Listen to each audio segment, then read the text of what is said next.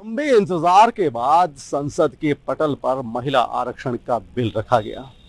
आजादी के बाद से ही मुल्क का जो 50% आबादी है वो इस इंतजार में था कि कब उनकी कद्र जानी जाएगी, कब उनके ऊपर निगाहे करम होगा मुल्क के रहनुमाओं का। आखिर कहीं ना कहीं उम्मीद की एक किरण आई जिसने रोशनी पैदा की और महिला आरक्षण का बिल संसद के पटल पर रखा गया। इसका इम्प्लीमेंटेशन कब होगा ये तो वक्त ही बताएगा, लेकिन हमारे साथ मौजूद हैं मुल्क की 50% आबादी का एक छोटा सा हिस्सा। हम उनसे बात करते हैं। आप क्या सोचती हैं महिला आरक्षण के बारे में? 33% रिजर्वेशन जो मिल रहा है, क्या कहेंगी आप? सर बहुत ही अच्छा है कि विधानसभा में महिलाओं को सीट्स बढ़ाई गई है, इससे महिला और जागरूक होगी। और आप क्या कहेंगी? 30%, 33% ही क्यों, 50% क्यों नहीं? और महिला के लिए और भी कुछ करना चाहिए हमें। 33% रिजर्वेशन क्या कहेंगी आप? सर महिलाएं हमारे समाज की सबसे मजबूत कड़ी है, तो उनके लिए तो ये सब होना ही चाहिए। 50% तक सर करना चाहिए।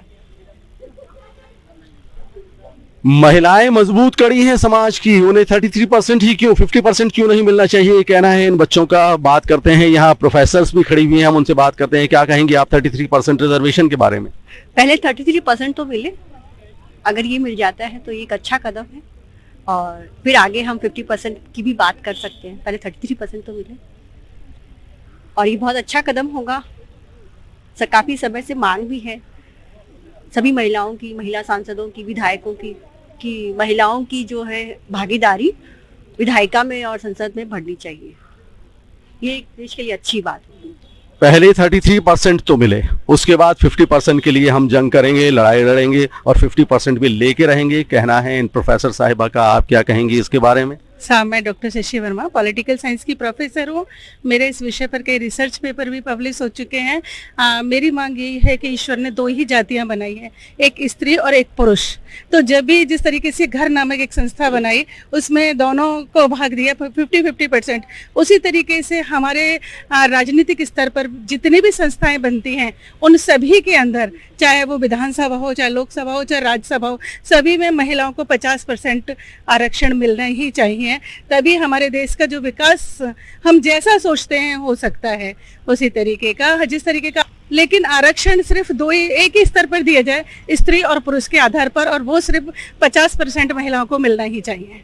दुनिया में दो ही जातियां हैं, मर्द और औरत, और चूंकि कमजोर तबका महिलाओं का है उन्हें 50% रिजर्वेशन मिलना चाहिए। आप क्या सोचती हैं 50% रिजर्वेशन का? जैसा इन मैम ने कहा, लेकिन सरकार 33% रिजर्वेशन देने पर आमादा है।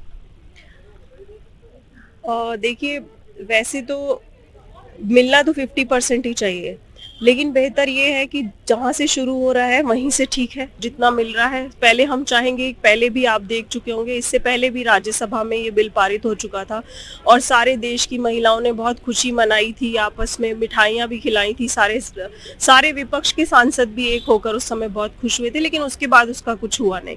तो पहले तो देखने की बात ये है कि ये आगे बढ़ता भी है या सिर्फ एक सदन में पास होके रह जाता है। और दूसरा पॉइंट ये कि अभी जो स्थिति है महिलाओं के लिए, सरकारें बहुत काम कर रही हैं, काफ़ी सारे उनके सशक्तिकरण के आर्थिक, सामाजिक, सांस्कृतिक प्रयास किए जा रहे हैं। लेकिन एक्चुअली जब हम बात करेंगे कल्याण और सशक्तिकरण की ना, तो ये जो पुरुष समाज की तरफ से या जो राजनेता हैं उनकी तरफ से दिया जा रहा है, तब तक वो हमारे लिए एक दया दृष्टि है कि वो हम पर दया रखते हैं कि महिलाएं आगे बढ़ें, उनको स्कॉलरशिप मिले, उन्हें वो पढ़ाई करें।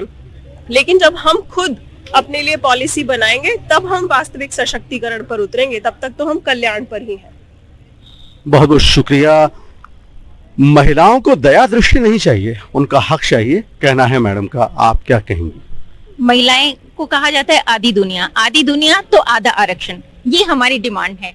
जैसे राजस्थान में स्थानीय प्रशासन में ऑलरेडी है, तो क्यों नहीं केंद्रीय प्रशासन में और राज्य प्रशासन में भी 50% कर दिया जाए। मैं इसकी पूरी पक्ष में हूँ। धन्यवाद। सर्विसेज में भी 50% रिजर्वेशन होना चाहिए, कहना था इन मैडम का। बहरहाल हम बात करते हैं, एक बच्ची, छोटी बच्ची खड़ी है हमारे साथ। बेटा आप क्या सोचती हैं? मेरा ये मानना है कि 33% या 50% आरक्षण होना चाहिए।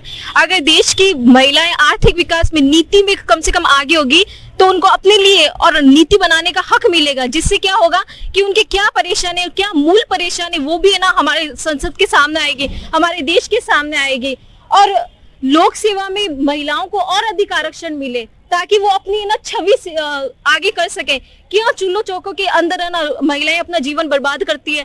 दूसरा एक और है कि पुरुष के बराबर महिलाओं को अधिकार देने चाहिए, लेकिन ऐसा इसलिए 50% होने से पुरुष के बराबर महिलाएं आएंगी। और दूसरा बात है कि महिलाएं दूसरे देशों में भी अपनी ना छवि है ना बरकरार रखेगी, इसलिए कम से कम एटलीस्ट ना आगे तो आने दो।